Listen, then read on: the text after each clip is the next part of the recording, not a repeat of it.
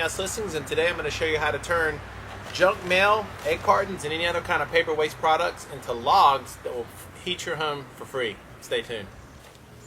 The first problem in my mind with taking this approach to heating your home for free and using scrap paper is that I've seen other people do it online, and it's very, very time consuming, the process that they take. They build small chambers and cram wet, soggy paper into there and form molds and then repeat the process, and it's just very time consuming to the point where it doesn't make any sense.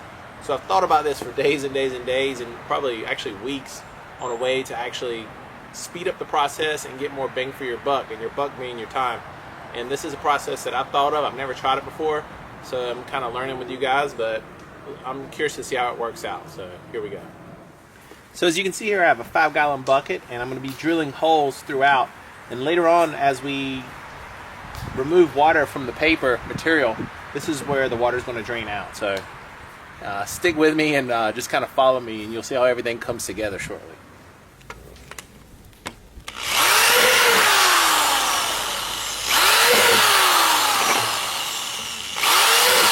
I'm using a very small bit. This is a 3/16 inch, and I suspect this will be good because these holes are going to be under a lot of pressure, and I don't want any of the paper product spewing out the side. And if we used a bigger hole, I think that's what would happen. So you can see I've drilled holes all along the bottom as well. This will help the process of shedding water much quicker. So it's going to shed out the sides and out the bottom. If you don't have any 5-gallon buckets, the cheapest place I found to get these is actually at Home Depot. I paid $2.50 each for these, but obviously if you already have some, or if you know someone that's willing to part with theirs, of course that's the best way to go. The next step in the process is to make sure you have a second bucket with no holes in it. Then you'll take the bucket that you just drilled all the holes in, slide it in there. On the inside bucket, I've drilled holes about 3/4 the way up, and making sure that I don't go any higher than this. As long as you stay underneath this lid or quite a few inches below it, I think you'll be okay.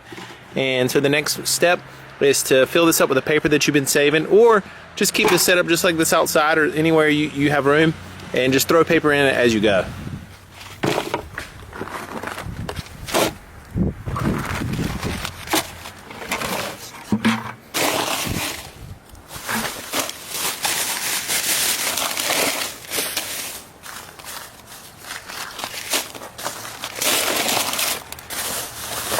What's great about this approach is not only can you use paper products that are wasted that you would normally throw in the trash or recycle, what you can do is you can use grass clippings, you can use leaves that are around your yard, real small fine twigs that have been chipped up, that type of thing. Any kind of biomass that's small can be broken down, can be used as well.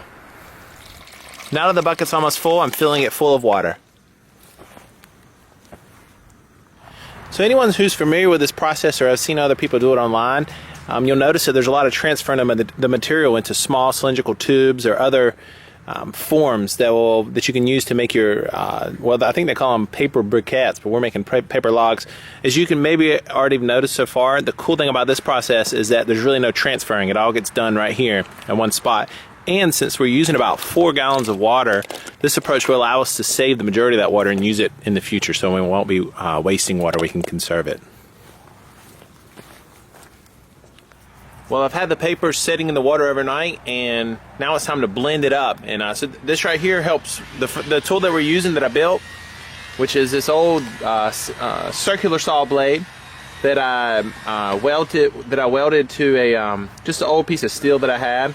And I put it into this electric drill that I have, and I bent the sides in to give it more of a blending action. And what this tool does is allow us not to have to waste the time of shredding each and every single piece of paper, which if you've seen this process before, people put it through the shredder, then do all this other stuff. And like I said before, I think the main thing to do in this process is just saving time. And what we're doing here with these 5-gallon buckets, we could have 10, 15, 20 of those going on at any given time.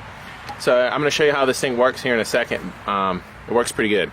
Let me show you how it works.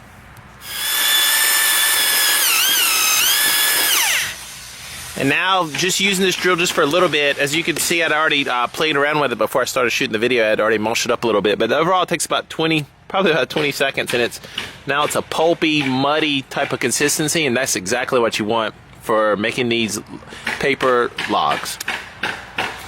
Now that we have all the paper and everything mulched up and ready to go, the next thing we need is something to press down to squeeze all the additional water out. And that's the next project. That's what we're about to do. This is a very thick, already cut piece of wood that I got from the discount section at Home Depot for 70% off. It's a huge board, and I can make several of these presses over the lifespan of it. I think it was like $3, and it's super thick, so it'll last a long time, and it's pressure treated. And so you'll see what we use it for here in a second.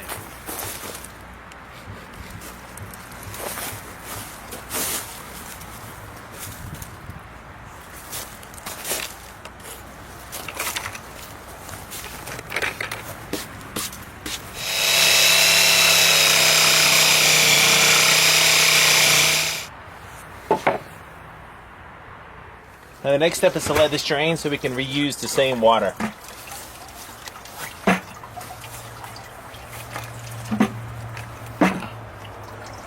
At least most of it.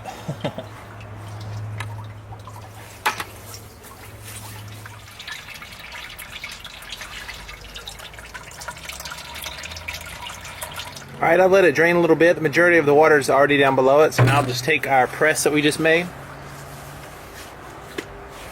push it down.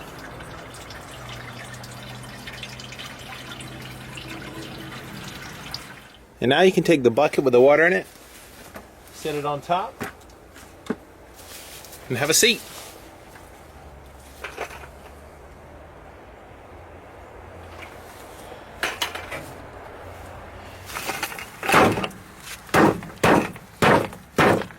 There you have it, paper log. This thing will burn for hours and hours. One thing you could do is if you have a machete or a long blade, you could slice it into quarters to make it dry faster and to catch on fire a little bit easier. The thing about this log is you're going to already have to have a fire started to get it going. Otherwise, it'll just smolder. And now these two buckets are ready for some more action. Just put that in there. Already got your water. Start throwing in the next amount of paper. And repeat the process. Now that I've got this system in place, as I walk from the mailbox and there's junk mail in there, as I go by, I just throw it in. So a couple lessons learned while doing this project. The first thing I noticed is that if you don't do this process during the summer when it's very hot and you have access to a lot of sun, these logs can take a very long time to dry because they're thick and they just need hot, dry places for the water to go away. So if you have a greenhouse, that's actually the best case scenario. Or if you have somewhere where it can stay out of the rain and stay dry, but also get access to lots of sun, then it'll dry as well. But overall, I say it's definitely worth it to do this if you have the area and the space in your yard to take on such a project, and then you'll have free fuel for life. So thanks for watching. See you in the next video.